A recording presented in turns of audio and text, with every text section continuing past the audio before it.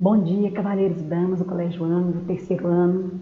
Depois de uma semana de recesso, né, muito merecida para vocês, para nós professores também, né? Nós vamos retomar aí o nosso trabalho, né? Estamos aí na nossa quinta aula do terceiro trimestre, né? Estamos caminhando bem, caminhando firme. E como nós já havíamos comentado, vamos fazer alguns passeios sobre alguns repertórios, embora a gente saiba da importância, né, do repertório de cada um de vocês, né, das suas experiências, das suas visitas, dos seus olhares, né, dos teatros a que vocês foram, dos filmes a que assistiram, as séries, desenhos, músicas, e eu sei que o repertório de vocês ele é muito amplo, né? O que nós fazemos aqui é fazer alguns recortes, alguns comentários, né, alguns norteamentos, e vocês já haviam pedido isso, e a gente tem continuado nesse trabalho, e é muito importante a gente imaginar, né, que um repertório bem feito, bem costurado, bem elaborado, ele é determinante aí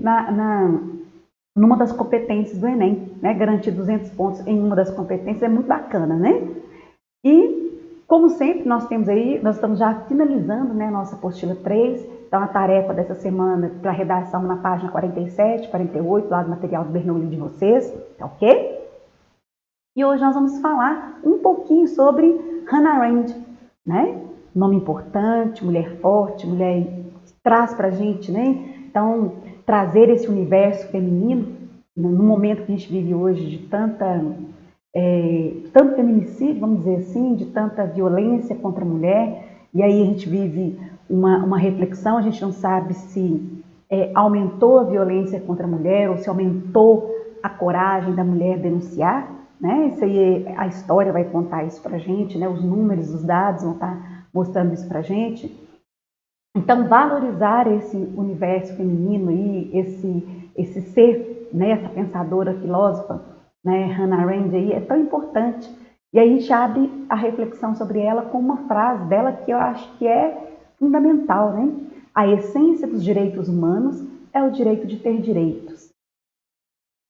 Então, olha que interessante. Essa frase da Hannah Arendt, ela abarca muitos temas, né? Ela permite a essência do ser humano é o direito de ter direitos, né? E aí quando a gente fala de direitos, né, que a gente pensar nos direitos humanos, direito à saúde, direito à educação, direito à alimentação, direito ao lazer, lazer também é direito, né? Direito à liberdade de ir e vir, direito à liberdade de expressão de pensamento, direito à liberdade de profissão de credo, né?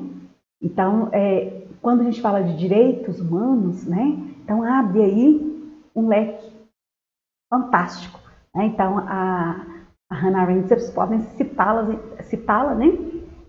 Em várias fases você pode citar a frase dela, né? Ressaltar a questão que é interessante, a questão da história, um pouco da história da vida dela, olha que bacana, né? Ela é uma filósofa alemã de origem judaica, né? A obra dela tem o nome Banalidade do Mal, então você pode citar, né? A filósofa alemã, para fazer aquele contexto bacana, que a gente já sabe como fazer, né? A filósofa alemã Hannah Arendt, em sua obra Banalidade do Mal, né? A filósofa alemã de origem judaica, então você pode ir acrescentando todos esses elementos lá na sua contextualização. E a obra dela, né, foi escrita após o julgamento de Eichmann, e um funcionário nazista responsável pela morte de milhões de judeus, né, no tribunal, e a autora diz ter compreendido que o homem não era apenas um monstro, como nos filmes, né? E aí ela vai fazer essa reflexão, olha que bacana. Então, a partir de um julgamento, ela começa a produzir a obra dela, né, Banalidades do Mal. E aí, o que temos? Cris, e aí? Em que momento, em que situação que eu posso usá-la? Né? Então, eu posso usá-la em temas relacionados ao autoritarismo, né? Eu posso utilizá-la em temas relacionados à liberdade de expressão, o direito de se expressar, ela fala de direitos, né? O direito do homem, a essência do homem não é ter direitos, né? A questão da corrupção, a importância do pensamento crítico, né? A questão das fake news. Então, você tem um leque muito grande que você pode encaixar essa filósofa tão importante, né? E ela retoma uma questão importante da questão do mal, da natureza do mal, né? Então ela vai falar que a natureza do mal, ela não é uma característica ontológica, não é natureza nem metafísica, ou seja, o mal não está no ser humano, ele não é da essência do ser humano, né? Então, olha que interessante. O mal ele não está em si mesmo no homem, ele é o quê? Ele é uma situação política e histórica. E ela é feita e produzida, o mal é feito e produzido por mãos humanas, pelo homem. O homem que institucionalizou, né, e faz o mal como uma escolha política. Acho isso muito interessante, né? E aí, se você faz uma análise, por exemplo, uma referência disso, pensar que ela era judia, alemã, de origem judaica, aí dá para entender um pouco essa análise da Hannah Arendt, não dá? Vocês concordam? Então, quer dizer, o próprio nazismo, né, então ele traz essa questão da escolha política do mal, de prejudicar, de fazer mal para o outro, né? Essa banalização da violência, né? Tornar a violência como algo trivial, como algo comum. E aí, de novo, eu posso falar com vocês que a gente pode relacionar a questão do feminicídio, né?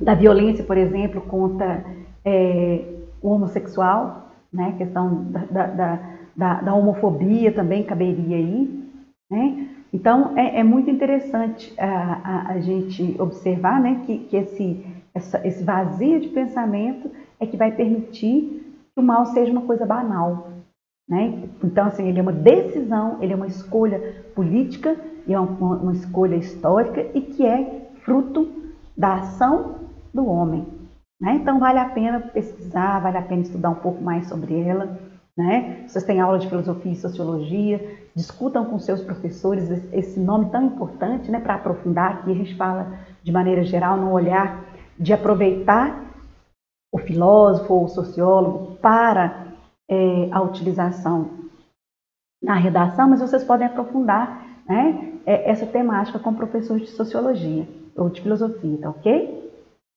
Outro aspecto que eu gostaria de comentar hoje com vocês, né? Então, saindo aí da nossa filósofa alemã, né? Nós vamos falar um pouco e aí, né? Como aproveitar a literatura? Nós falamos de como aproveitar a filosofia no Enem. E aí, como aproveitar a literatura no Enem? Né? E aí eu coloquei uma fotinha importante para vocês, é um nome importantíssimo da nossa literatura, que é José de Anchieta, né? Do quinhentismo, processo de colonização do Brasil. Né? Então, a primeira fase da nossa literatura, chamada de literatura quinhentista, ou de literatura, um pouco, de uma certa forma, uma literatura histórica, né? Uma literatura voltada, chamada de catequética ou de crônica dos viajantes, né? Em que nós vamos ter o primeiro contato aí do colonizador, né, com o nativo, com o dono da terra, que é o indígena. E aí, já que eu estou falando de colonizador, de dono da terra, do indígena, veja bem, hoje nós estamos falando tanto de conflito de terra, né? Do conflito entre fazendeiros, garimpeiros, né? Madeireiros contra a questão do indígena, né? O abandono e, de novo, nós estamos essa questão da terra que não se resolve nunca em nosso país, né? E cada vez a população indígena se sente mais acuada. Então, dá para citar aí, né, o José de Anchieta, né, que tem aí, ele foi um jesuíta, né, então, para você contextualizar lá, né, então ele foi um jesuíta espanhol que veio para o Brasil, né, e trouxe, tinha como objetivo, de maneira geral, ajudar no processo de colonização, e por isso eles passaram pelo viés, né, da catequese, vamos dizer assim. Então, o objetivo era colonizar, mas utilizar esse indígena através da catequização. Né? Então, ele vai trazer, infundir o pensamento, vamos dizer assim, grosso modo, infundir o pensamento cristão nos indígenas. Né? E ele se propôs a escrever de forma multilingüe, né? Que conferia aí um maior aspecto à sua produtividade. Então, assim, de maneira relevante, o que a gente tem de José de Anchieta? Que ele estabeleceu, né, um diálogo com o indígena, tentou, né, estabelecer, aproximar essa linguagem, né, entender a linguagem deles, para passar também a linguagem dele, né, no processo ali de aculturação. E ele faz o primeiro, a gente pode falar assim, o primeiro momento de sincretismo, né, em que ele vai pegar a religião dele, entendida ali, travestida na região da religião do índio, né, das crenças do índio, e tenta fundir aquilo tudo ali no processo de catequização. Não vou aqui entrar no mérito se isso é certo, se é errado, se é bom, se é ruim, mas houve ali um processo de aculturação, né? de mistura de culturas. E aí, de repente, o que eu posso falar? Né? Em que momento que eu posso encaixar José de Anchieta e a sua chegada no Brasil e a sua relação com o indígena? Né? De repente aparece um tema como a importância de valorizar a população indígena no Brasil. É preciso discutir isso, eu acho que é um tema muito relevante, né? Então mostrar que desde o processo de colonização, né, de europeização da nossa país hoje, Brasil, né, que a gente tem essa relação da chegada e dessa, de uma certa forma, invasão e mistura. Então, começar em que momento, né, começar lá na raiz, na gênese, como que começa esse processo, né, de invasão aí do indígena. O desafio também, se fosse um tema como um desafio de compreender esse secretismo religioso no Brasil, também poderia buscar essa essência. Então, o que a gente sugere? Quando a gente sugere aí o José de Anchieta, é mostrar na gênese, né, do processo, né, de colonização do país.